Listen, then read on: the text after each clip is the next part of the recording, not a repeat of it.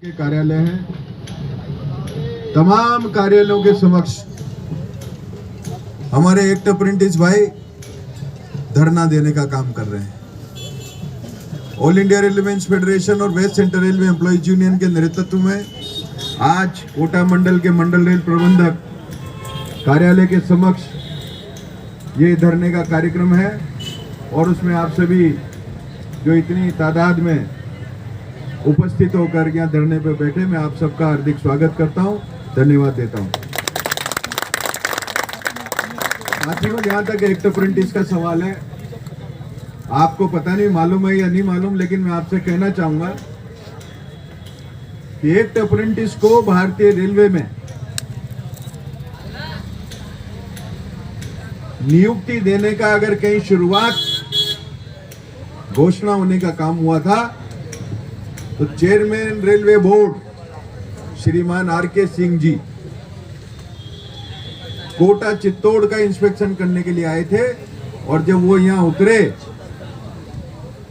तो यहीं उनके सामने ही हमने यहाँ मंच लगाया था स्टेशन के सामने, और स्टेशन के सामने मंच लगा करके उनसे यही कहा था कि आप एक्ट अप्रेंटिसेस का क्या कर रहे हैं। और उसी मंच से उन्होंने घोषणा की थी अपने उद्बोधन में कि मैं यहां से जाने के 7 दिन के अंदर अंदर, दिल्ली पहुंचने के 7 दिन के अंदर अंदर एक्ट अप्रेंटिसेस को भारतीय रेलवे में नियमित नियुक्ति देने का आदेश जारी करने का काम कर रहे हैं। और इसकी घोषणा यही रेलवे स्टेशन के सामने कोटा की इस पावन धरती पर आर.के. सिंह जी ने करने का काम किया था, WCRU के मंच पे। साथियों, हिंदुस्तान के अंदर सबसे पहले कोटा मंडल के अंदर एक्ट अप्रेंटिसों ने अपना एक मंच बनाया और उस मंच का मेरे को संयोजक रखा था। और आप ताज्जुब करोगे, लगातार 3, 4, 5 साल यहां आंदोलन चला। कोटा के वर्कशॉप गेट पे 3 बार टेंट बदला है। इतना लंबा आंदोलन चला था, आपको शायद याद हो या नहीं हो। और हमने पुरजोर सारे अप्रेंटिसों ने धैर्य रखा, कहीं किसी को निरुत्साहित नहीं होने दिया, आर्थिक रूप से भी मदद की और उनको बाकायदा मैन पावर के रूप में भी मदद करने का काम किया।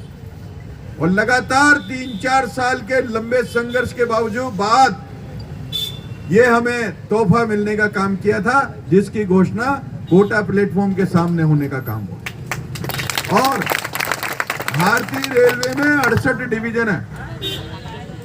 इन 68 डिवीजनों में सबसे पहले अगर एक्ट अप्रेंटिस को नियमित कराने की शुरुआत कहीं से हुई तो वो पश्चिम मध्य रेलवे से हुई है, जबलपुर जोन से हुई है, कोटा मंडल से हुई।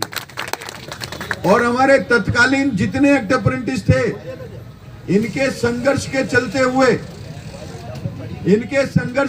हुए इतने लंबे संघर्ष के चलते हुए यहाँ के अधिकारी इतने ज्यादा उनसे प्रेजुडिस हो गए थे कि उन्होंने लिखित में जबलपुर के GM को लिखने का काम किया कि मैं एक भी अप्रेंटिस को यहाँ नहीं लूंगा, मेरे यहाँ कोई वैकेंसी नहीं है और इनको जहाँ देना हुआ ही दीजिए।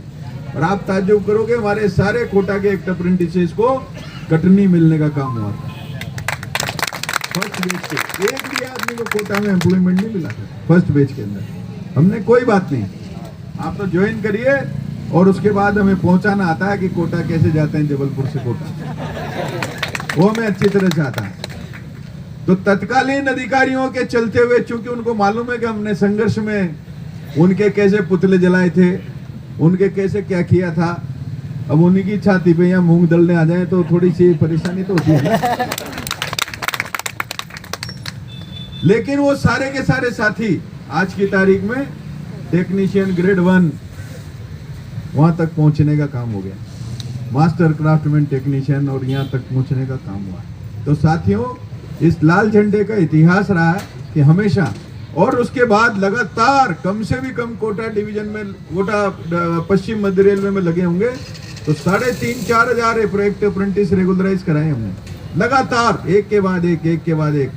जब कोटा डिवीजन और पूरे पश्चिम मध्य रेलवे के उसमें एक अप्रेंटिस नहीं मिला, उसके बाद अजमेर में चूंकि सुप्रीम कोर्ट का केस चल रहा था, कुछ हमारे यहाँ के लोग थे कोटा के जो अजमेर में भी एक अप्रेंटिस में जो है ट्रेनिंग जिन्होंने किया था, प्रशिक्षण लिया था, वो भी बीच में आ गए कि हमें भी कराओ।